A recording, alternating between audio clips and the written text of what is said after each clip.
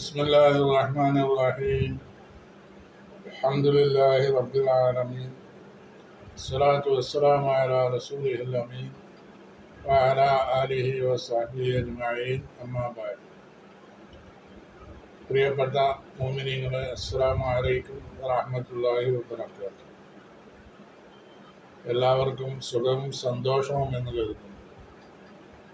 അള്ളാഹു നമുക്കെല്ലാവർക്കും ആഫിയത്തും സുഖവും സന്തോഷവും ദുനിയാവിലും ആഖിറത്തിലും നൽകട്ടെ എന്ന് പ്രാർത്ഥിച്ചുകൊണ്ട് ഇന്ന് എടുക്കുന്ന വീഡിയോ 135 അതിൽ അൽ ഖസസ് സൂറത്തിൽ നിന്നുള്ള 24-ാമത്തെ ആയത്ത്. ബിസ്മില്ലാഹിർ റഹ്മാനിർ റഹീം. فسقى لهما ثم تولى إلى الظل فقال رب إني لما أنزلت إلي من خير فقير. ഇതാണ് 24-ാമത്തെ ആയത്ത്. ഇതിൻ്റെ ആശയവും മറ്റൊക്കെ അർത്ഥവും പറയാം. ഫസഖാ ലഹുമ, ഇവർ രണ്ടുപേർക്കും മൂസ അലൈഹിസ്സലാം പ്രവാചകനായിട്ടില്ല, ഇൻഷാ അല്ലാഹ് ആയതിനെ സംബന്ധിച്ച് ഏതാനും ആയത്തുകൾ കഴിഞ്ഞാൽ പറയും.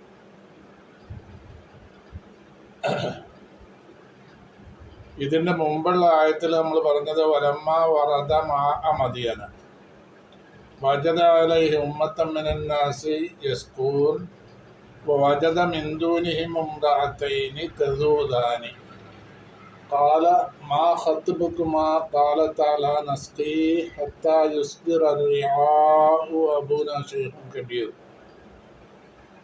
മൂസ അലൈഹിസ്സലാം ഈജിപ്തിൽ നിന്ന് വളരെ പ്രയാസകരമായ നിലയിൽ അവിടുന്ന് പെട്ടെന്നൊരു യാത്ര തുടരുകയാണ്.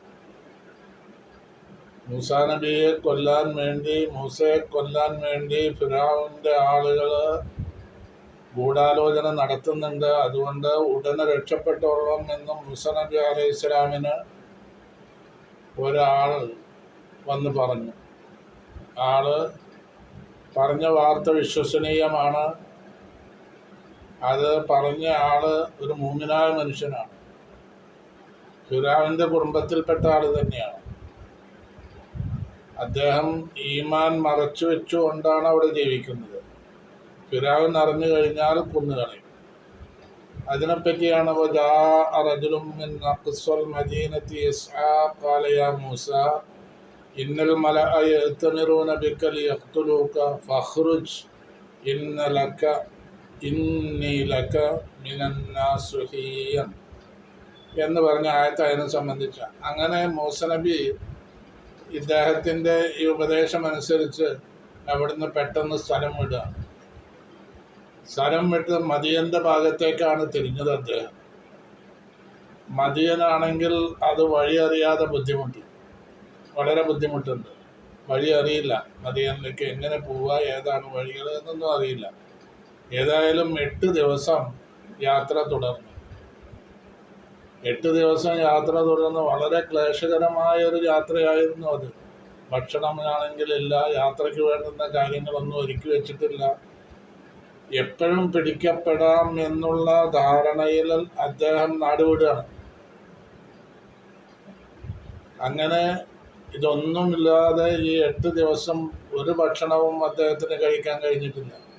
വെറും പച്ചിലകൾ മാത്രം തിന്നുകൊണ്ടാണ് ഇത്രയും ദിവസങ്ങൾ കഴിച്ചു കൂട്ടിയത്. അങ്ങനെ വളരെ ക്ലേശത്തോടും വളരെ ക്ഷീണിതനുമായിട്ട് അദ്ദേഹം മദിയനിൻ്റെ ബോർഡറിലെത്തി. അവിടെയാണെങ്കിൽ കണ്ടമാനം ആളുകൾ കൂടി നിൽക്കുന്നുണ്ട്. അതൊരു കിണറിൻ്റെ സമീപമാണ് ആളുകൾ കൂടി നിൽക്കുന്നത്. അദ്ദേഹത്തിന് മനസ്സിലായി ഇത് ആടുകൾക്ക് വെള്ളം കൊടുക്കാൻ വേണ്ടി ജനങ്ങൾ കൂടി നിൽക്കുകയാണ്. ഓരോരുത്തർ കോരി വെള്ളം കൊടുക്കും. ആടിനെ മേക്കുന്ന ആളുകളുണ്ട് അവിടെ, ആടുകളുമുണ്ട്. കുറച്ചപ്പുറത്തായിട്ട് 2 സ്ത്രീകൾ നിൽക്കുന്നതും കണ്ടു. അപ്പോൾ ആ സ്ത്രീകളാണെങ്കിൽ ആടുകൾക്ക് വെള്ളം കൊടുക്കുന്നില്ല, അതിനവർക്ക് വെള്ളം കിട്ടുന്നില്ല. ആ കാര്യം എന്താണെന്ന് അന്വേഷിച്ചു അവരോട്. എന്താണ് നിങ്ങളിങ്ങനെ ഇവിടെ ഇത്രയും വൈകിയ സമയത്ത് ഇവിടെ നിൽക്കുന്നത് എന്തുകൊണ്ടാണ് നിങ്ങൾക്ക്? അപ്പോൾ അവർ പറഞ്ഞു, ഞങ്ങൾക്ക് വെള്ളം കിട്ടുന്നില്ല, നിങ്ങളുടെ ആടുകൾക്ക് വെള്ളം കുടിപ്പിക്കാനുള്ള സൗകര്യമില്ല. കാരണം എല്ലാ ഇടയന്മാരും ആട്ടിടയന്മാരും അവരുടെ ആടുകൾക്ക് വെള്ളം കൊടുത്തതിന് ശേഷം അവസാനമാണ് ഞങ്ങൾക്കുള്ള ഊഴം വരിക. അപ്പോഴാണ് ഞങ്ങൾ വെള്ളം കോരി ആടുകൾക്ക് കൊടുക്കുന്നത്. അതുവരെ ഞങ്ങൾക്ക് സാധിക്കില്ല. പിന്നെ ആളുകളുമായിട്ട് തിക്കിത്തെറിച്ച് നീങ്ങാനൊന്നും ഞങ്ങൾക്ക് സാധ്യമല്ല. ഞങ്ങൾ സ്ത്രീകളാണല്ലോ. പിന്നല്ല പുരുഷന്മാരുമായി കലർന്നിട്ട് തിക്കും തിരക്കിലും പെട്ടിട്ട് ആ നിലയിൽ വെള്ളം എടുത്ത ആടുകൾക്ക് കൊടുക്കാനും പറ്റില്ല. എന്നാൽ പിതാവ് വന്നിട്ട് ഈ കാര്യങ്ങൾ നടത്തി തരാനെന്ന് വെക്കുകയാണെങ്കിൽ, അതിന് പിതാവാണെങ്കിൽ വളരെ വയസ്സായ ഒരാളാണ്. പിതാവിന് ഈ കാര്യങ്ങൾ ചെയ്യാനുള്ള ശേഷിയുമില്ല. അതുകൊണ്ട് ഞങ്ങൾ തന്നെ ഈ കാര്യങ്ങൾ ചെയ്യാൻ വേണ്ടി ഞങ്ങൾ തന്നെ ഇതിനായിട്ട് തയ്യാറായതാണ് എന്നുള്ള വിവരം മൂസ നബി അവരോട് പറഞ്ഞു.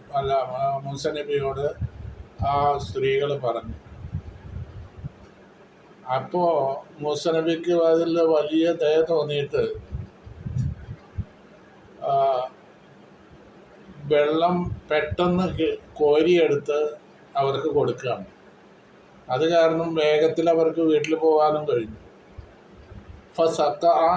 അതാണ് ഈ 24-ാമത്തെ ആയത്തിൽ പറയുന്നത്. ഫസഖാ ലഹുമ, അവർ 2 പേർക്കും മൂസ നബി വെള്ളം നൽകി, വെള്ളം കോരി നൽകി. എങ്ങനെ കോരിയെടുത്തത് എന്നുള്ളത് അത് ഒരു മുഅ്ജിസത്തിൻ്റെ ഒരു അമാനുഷികമായ കഴിവുകൊണ്ടാണ് സാധിച്ചത് എന്ന് മനസ്സിലാവുന്നുണ്ട്. ശേഷമുള്ള കാര്യങ്ങൾ സ്ത്രീകൾ വിവരിക്കുന്നിടത്ത് ആ സ്ത്രീകളിൽ ഒരാൾ പറയുന്നത്, അദ്ദേഹം 10 ആളുകൾ കൂടി ഉയർത്താൻ മാത്രം കഴിയുന്ന ഒരു പാറക്കല്ല് ഒറ്റയ്ക്ക് എടുക്കുന്നതായിട്ട് ഞങ്ങൾ കണ്ടു.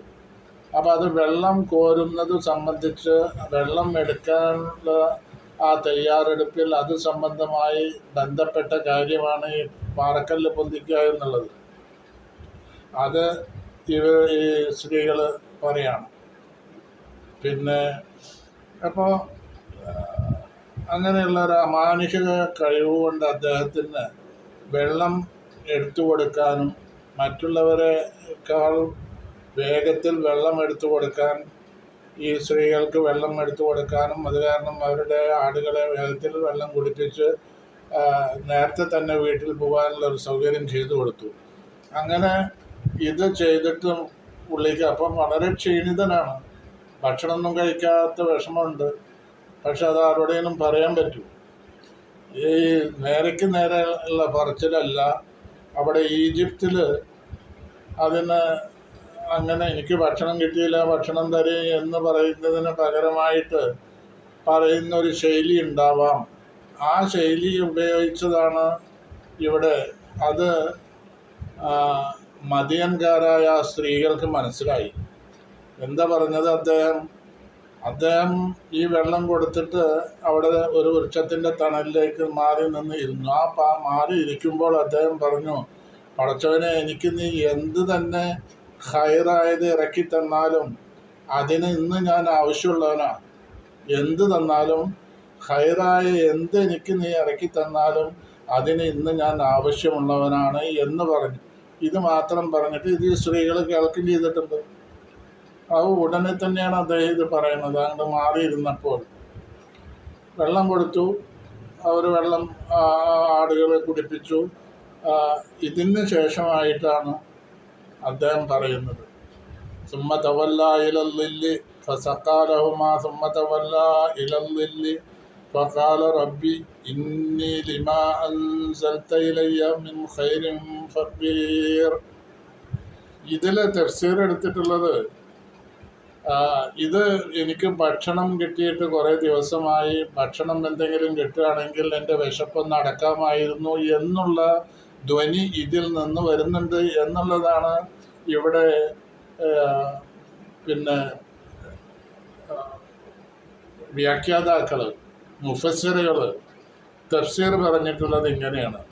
യാ റബ്ബി ഇന്നി മുഹ്താജുൻ ഇലാ ഫളിക വ ഇഹ്സാനിക വ ഇല ത്വാമി അല്ലദീ അസുദ്ദു ബിഹി ജൂഇ എന്നുള്ളതാണ് ഇതിൻ്റെ തഫ്സീർ പറഞ്ഞത്. റബ്ബി എൻ്റെ രക്ഷിതാവേ, ഇന്നി തീർച്ചയായും ഞാൻ, ലിമാ അൻസൽത ഇലയ്യ എനിക്ക് നീ ഇറക്കി തരുന്നത് എന്താണോ അത്, മിൻ ഖൈരിൻ ഖൈറായ എന്തൊരു കാര്യമാണോ നീ ഇറക്കി തരുന്നത് അതിന് ഞാൻ ഫക്കീറുൻ ആവശ്യമുള്ളവരാണ് എന്ന് മാത്രമേ പറഞ്ഞിട്ടുള്ളൂ. പക്ഷേ ഇതിന് തഫ്സീർ എടുത്തത് എനിക്ക് ഭക്ഷണം കിട്ടുകയാണെങ്കിൽ ഞാൻ എൻ്റെ ഭക്ഷണം പിന്നെ വിശപ്പിനൊരു ശമനം ഉണ്ടാക്കാമായിരുന്നു എന്നുള്ള ധ്വനി ഇതിലുണ്ട്, ആ മീനിങ്ങും ഉണ്ട് എന്നാണ് മുഫസ്സിറുകൾ പറയുന്നത്. അപ്പോൾ ഈ ശൈലി ഈജിപ്തിൽ അറിയപ്പെട്ടൊരു ശൈലിയായിരിക്കും. വിഷമിച്ച ഒരാൾക്ക് എന്തെങ്കിലും ആ വിഷമത്തിനൊരു പരിഹാരം കാണാൻ വേണ്ടിയുള്ള ഒരു താബീറായിരിക്കാം ഇവിടെ അദ്ദേഹം ഉപയോഗിച്ചത് എന്നാണ് മനസ്സിലാവുന്നത് ഈ തഫ്സീറുമുണ്ട്. യാ റബ്ബി ഇന്നി മുഹ്താജൻ ഞാൻ ആവശ്യമുള്ളവനാണ് ഇലാ ഫദ്ലിക നിന്റെ അനുഗ്രഹത്തിനും വ്യവസാനിക്ക നിന്റെ ഔദാര്യത്തിനും, വൈലത്താമി ഭക്ഷണത്തിനും, അല്ലത് എങ്ങനെയുള്ള ഭക്ഷണം, അസുദ്ദു ബിഹി അതുകൊണ്ട് ഞാൻ ശമിപ്പിക്കും ജൂഇ എൻ്റെ വിശപ്പിനെ. അപ്പോൾ തലബ മിനല്ലാഹി മാ യഅ്കുലു ലിഅന്ന ജുഅഹു ഷദീദ്, വല്ലാത്ത വിശപ്പുണ്ട് അദ്ദേഹത്തിന്. 8 ദിവസമായിട്ട് ഭക്ഷണമൊന്നും കഴിച്ചിട്ടില്ല, എന്നാൽ ഭക്ഷണം തരണേ എന്നിവിടെ പറയണില്ല അദ്ദേഹം. അത് മാന്യന്മാർക്ക് അത് യോജിച്ചതല്ലല്ലോ ആ നിലയ്ക്ക് പറയൽ. അപ്പോൾ അതിനെ ഏതോ മറ്റൊരു നിലയ്ക്കുള്ള താബീറാണ് അദ്ദേഹം ഉപയോഗിച്ചത് എന്നുള്ളത് ആണ് ഇവിടെ മുഫസ്സിറുകൾ പറയുന്ന മീനിങ് അനുസരിച്ച് അങ്ങനെ മനസ്സിലാക്കുന്നു. യാ റബ്ബി യാ റബ്ബി മുഹ്താജുൻ ഇലാ ഫദ്ലിക വ ഇഹ്സാനിക വഇലത്താമില്ലദി അസുദ്ദു ബിഹി ജൂഇ തലബ മിനല്ലാഹി മാ യഅ്കുലു. അള്ളാഹുവിൽ നിന്ന് അദ്ദേഹം ആവശ്യപ്പെട്ടു, അള്ളാഹുവിനോട് അദ്ദേഹത്തിന് തിന്നാൻ എന്തെങ്കിലും കിട്ടിയാൽ തിരക്കടില്ല. ഖദിസ്തദ്ദ അലൈഹിൽ ജൂഉ വിശപ്പ് വല്ലാതെ വിശക്കുണ്ട്. വിശക്കുക എന്ന് പറയണ്ട, 7 ദിവസമായിട്ട് ഭക്ഷണം കഴിച്ചിട്ടില്ല, യാത്രയിൽ ഭക്ഷണം ഒന്നും കഴിച്ചിട്ടില്ല, ഇല പച്ചിലകളല്ലാതെ. ഖാല ഇബ്നു അബ്ബാസ് പറഞ്ഞ് സാറ മൂസ മിൻ മിസ്ർ ഇലാ മദിയൻ, മൂസ അലൈഹിസ്സലാം യാത്ര ചെയ്തു ഈജിപ്തിൽ നിന്ന് മദിയനിലേക്ക്. യാതൊരു തയ്യാറെടുപ്പും ഇല്ലാതെയാണ് യാത്ര ചെയ്തത്. ലൈസ ലഹു തആമുൻ അദ്ദേഹത്തിന് ഭക്ഷണമില്ല, ഇല്ലൽ ബഖൽ ചീര അല്ലെങ്കിൽ വറക്കുശദർ വൃക്ഷത്തിൻ്റെ ഇലകളും മാത്രമേ ഉണ്ടായുള്ളൂ. അദ്ദേഹം വിശക്കുന്നു എന്ന് പറഞ്ഞില്ല. വഹുവ സഫ്വത്തുല്ലാഹി മിൻ ഖൽഖിഹി അള്ളാഹിൻ്റെ സൃഷ്ടികളിൽ ഒരു വളരെ ബഹുമാനപ്പെട്ട ഒരാളാണല്ലോ മൂസ. പ്രവാചകൻ ആയിട്ടില്ല, ഇൻഷാ അല്ലാഹ് ആയ വിവരം അടുത്ത ആയത്തിൽ വിവരിക്കും.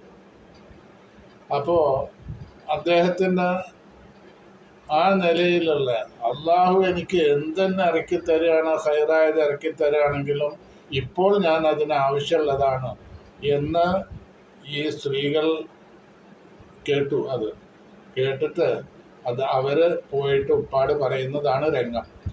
അത് ഇപ്പോൾ 24-ാമത്തെ ആയത്തിൻ്റെ മീനിങ്ങും ആശയമാണ് നമ്മൾ പറഞ്ഞത്.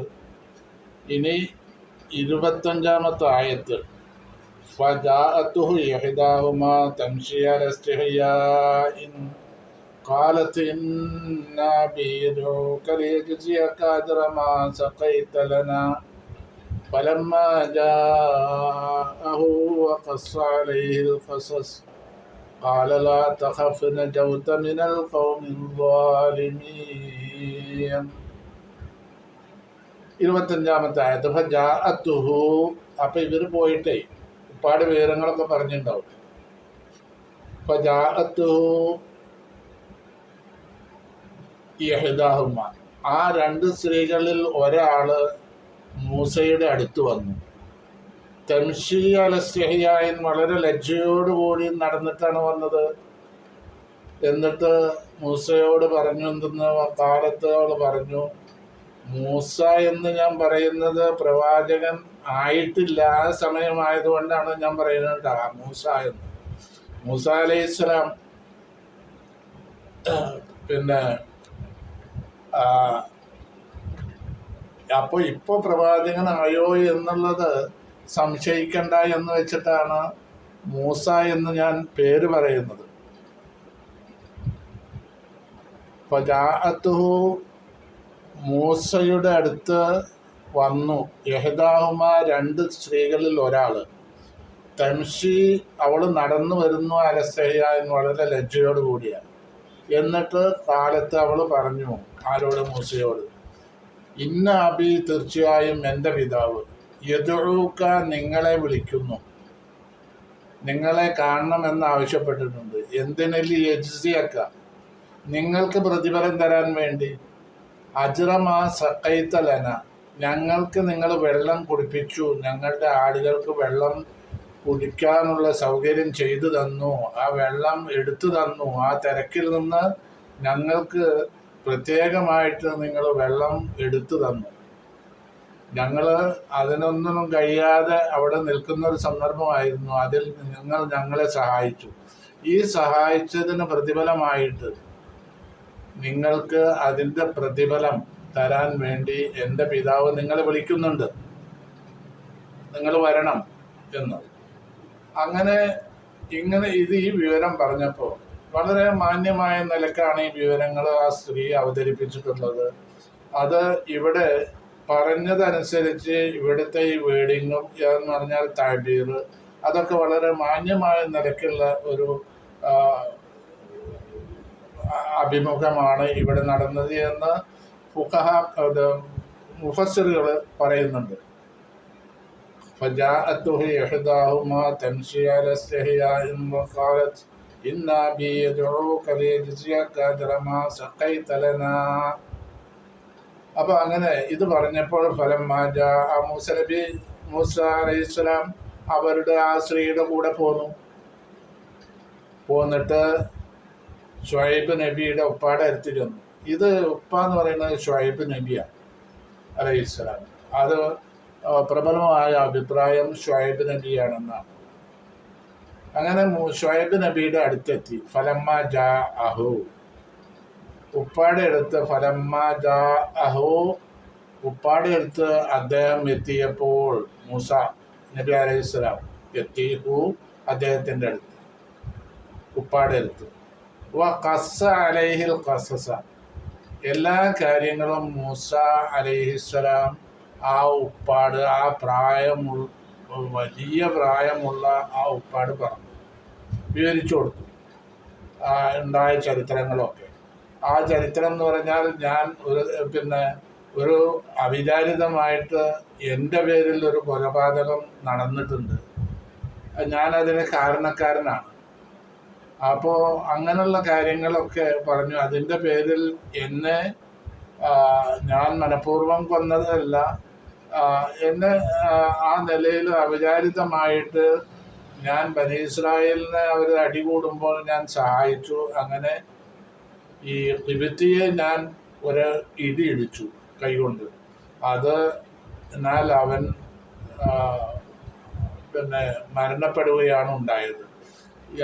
ഇത് ഞാൻ മനഃപൂർവ്വം കൊന്നതല്ല അവനെ. ഇതിൻ്റെ പേരിൽ ഫിറഔന്റെ പ്രധാനപ്പെട്ട ആളുകളും എന്നെ വേട്ടയാടുകയാണ്, കൊല്ലാൻ വേണ്ടി തയ്യാറെടുക്കുകയും ഒരാൾ എന്നോട് ഈ വിവരം പറഞ്ഞപ്പോൾ ഉടനെ നീ സ്ഥലം വിട്ടോ, അല്ലെങ്കിൽ നീ പിടിക്കപ്പെടും, നിന്നെ വധിക്കുകയും ചെയ്യും എന്നുള്ള വിവരം പറഞ്ഞപ്പോൾ ഭയവിഹ്വലനായിക്കൊണ്ട് ഞാൻ അവിടെ നിന്ന് ഓടിപ്പോന്നതാണ് എന്നുള്ള കാര്യം വിശദമായി തന്നെ യാക്കൂബ് നബിയോട് പറഞ്ഞു. അപ്പൊ യാക്കൂബ് നബി പറഞ്ഞു, അദ്ദേഹം പറഞ്ഞു, ലാ തഖഫ്, നീ പേടിക്കണ്ട, നജൗത്ത, നീ രക്ഷപ്പെട്ടു കഴിഞ്ഞു, മിനൽ ഖൗമിൽ ളാലിമീൻ, ഫിറഔന്റെ ആ നേതാക്കളുണ്ടല്ലോ, അവരിൽ നിന്ന് നീ രക്ഷപ്പെട്ടു കഴിഞ്ഞു. അവരാണ് ളാലിമീങ്ങൾ, അവരിൽ നിന്ന് നീ രക്ഷപ്പെട്ടു. ഇവിടെ ഫിറഔന്റെ ഒരു അധികാരം നടക്കില്ല, ഇത് മദിയനാണ്, ഈജിപ്തിൽ മാത്രമേ ഫിറഔന്റെ അധികാരം നടക്കുള്ളൂ, ഇവിടെ ഒരു വിഷമമില്ല. അതുകൊണ്ട് നീ അതിലൊന്നിനും പേടിക്കണ്ട എന്ന് പറഞ്ഞു. ഈ 2 ആയത്തുകളാണ് ഇന്ന് നമ്മൾ എടുത്തത്. 21 മിനിറ്റായി. അതുകൊണ്ട് ഇനി അടുത്ത വീഡിയോയിൽ 26-ാമത്തെ ആയത്ത് മുതൽക്ക് നമുക്ക് എടുക്കാം. ഇപ്പം 25 എടുത്തിട്ടുള്ളത്. ഈ വീഡിയോ എല്ലാവരും സബ്സ്ക്രൈബ് ചെയ്യണം, ലൈക്ക് ചെയ്യുകയും ഷെയർ ചെയ്യുകയും ചെയ്യുക. അസ്സലാമു അലൈക്കും വറഹ്മത്തുള്ളാഹി വബറകാതുഹു.